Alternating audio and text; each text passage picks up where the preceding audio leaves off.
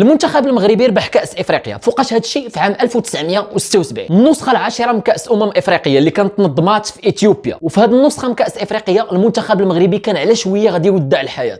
واحد المدينه غنلعبوا فيها، اولا بعدك تحركت بينا الطياره في السماء. في عام 1976 كاس افريقيا ما كانش بحال دابا كيشاركوا فيه بزاف ديال المنتخبات، ولكن كانوا كيشاركوا فقط 8 ديال المنتخبات. وفي النسخه ديال 1976 كانت شاركات غينيا ومصر واثيوبيا واوغندا والمغرب ونيجيريا والسودان ومنتخب الجزائر اللي هي الكونغو الديمقراطيه حاليا. وحتى النظام اللي كانوا كيلعبوا به اقصائيات كاس افريقيا ما كانش بحال دابا. المنتخبات المشاركه كانوا كيقسموهم فقط لجوج ديال المجموعات، والمركز الاول والثاني من كل مجموعه كان ما كيتقصاش وكيدوز للدور النهائي، وكيعاودوا يلعبوا عاوتاني على شكل مجموعه، والفريق اللي كان كيتصدر المركز الاول في المجموعه كان كيربح البطوله. المنتخب المغربي في الاول تصدر المجموعه ديالو ب5 ديال النقاط، وفي المركز الثاني كان المنتخب النيجيري اللي جمع 4 ديال النقاط، والمجموعه الثانيه كانت تاهلت فيها مصر وغينيا. وفاش غادي يدوزوا للدور النهائي كان ولا بد على ان المنتخب المغربي يسافر من مدينه ديرداوا العاصمه اثيوبيا اديس ابابا، ولكن بمجرد ما ان الطائره ديال المنتخب المغربي غادي تقلع في السماء غادي تشعل العافيه في المحرك الايمن ديال الطائره. المنتخب المغربي في ذاك الوقيته كان كيشوف على ان النهايه ديالو وصلت وعلى ان الطائره غادي تطيح. جاو باش يفرحوا الشعب المغربي حتى غادي يلقاو الطائره هابطه بهم للهاويه، ولولا لطف الله القائد ديال الطائره قدر على انه يسيطر على الطائره ورجع ونزل بها في مطار ديرداوا. وهذه الحادثه كانت سبات في صدمه للمنتخب المغربي لدرجه انهم كانوا غادي ينسحبوا من كاس افريقيا، وبالكشايف باش قنعوهم على انهم يكملوا البطوله، والحمد لله على انهم ما انسحبوش. في الدور النهائي المنتخب المغربي غادي يربح مصر بهدفين مقابل واحد، وغادي يربح نيجيريا ايضا ب2-1،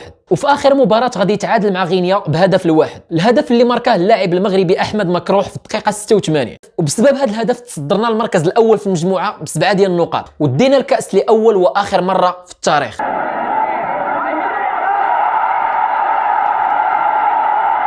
والهدف اللي سجلت في 76 هدف لا ينسى، وكاع اللعابه كنشكرهم على المجهودات اللي قاموا بها. الرجوله والوطنيه هي اللي كانت عند اللعابه بكري، هي الرجوله والوطنيه، لان هذا كاس افريقيا ما جاش هكاك.